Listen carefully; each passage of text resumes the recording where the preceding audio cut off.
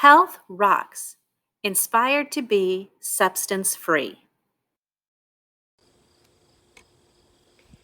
Today in Health Rocks, we're going to be talking about causes and consequences. Many of you may be aware of what consequences and causes are. So a cause is anything that will happen to cause a consequence. You can think of any decision that you make on a day-to-day basis. Every decision that we make would be a cause, and for every decision we make, there are consequences. Some of them are worse than others. Let's look at a couple of examples. If you have a test tomorrow and you, instead of studying, decide to go to a movie with your friends and you're out late and you fail the test the next day. The cause was staying out late and not studying the night before, and the consequence was failing the test. Now, it doesn't always have to be big consequences. Maybe you go to a new restaurant and you eat something you've never eaten before and you don't like it. Well, the cause was trying something new, and the consequence was not liking it. Now, there can be positive consequences as well. Not every consequence is negative.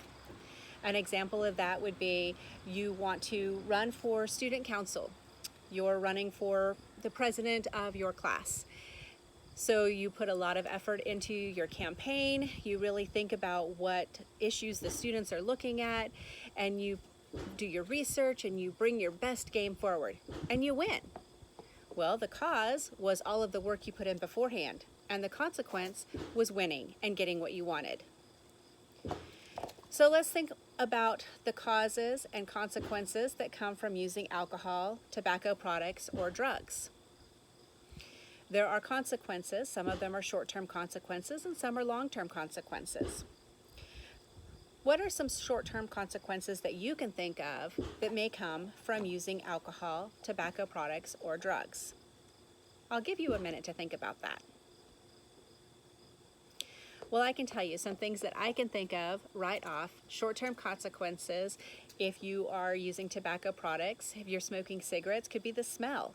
Think about what it does to your hands, how it makes your hair smell or your clothes, what it makes your teeth look like. So those could all be short-term consequences of using that product. Long-term consequences are much more risky and can have much more detrimental effects. So I've got something here we're going to look at. Put it there so you can see that. It's a very thick substance. Of course, I'm out here on this plate. So this substance represents the tar in cigarettes. This is what would get in your lungs. Now, what I have here is actually molasses, but for the sake of our demonstration here, we're going to look at this as the tar substance that comes from tobacco products, that what it shows up like in your lungs. So this is very thick and it's sticky. So what can that do inside your lungs? Your lungs have these little hairy fibers or structures called cilia. Now, these cilia are inside your bronchial tubes in your lungs, and what they do is they help to clean things out and to purify, and they really help you breathe. So if we have this in our lungs, can you imagine what that's going to do to tiny little hair-like structures? It's going to clog them up. It's going to make them sticky. It's going to make it where they don't work as well. So those cilia won't be able to protect you as much for sweeping out the mucus and taking those impurities out of your lungs.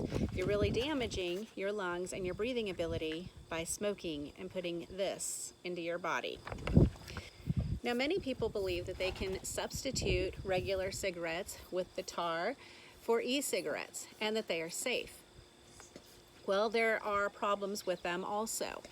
The e-cigarettes deliver nicotine directly into your lungs by a vapor. So many believe they're safe, but in fact, they still contain nicotine, and they can still contain harmful toxins and additives and carcinogens.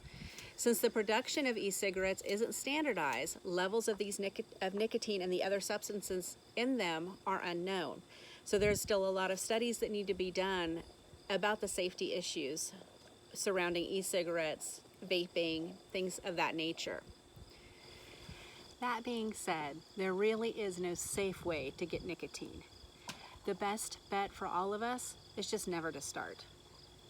One time can lead to a lifetime of hardship and trouble with cigarettes, even with e-cigarettes, with smokeless tobacco, any of the tobacco products that you may be thinking about trying. It's not only just the things that it can do to your outward appearance, it can have long-term effects on your health, such as lung cancer, any other type of cancer. It gives you more chances to get breathing issues such as emphysema. Like I said, best bet, just don't start. There really is no safe tobacco products. So until next time, thank you.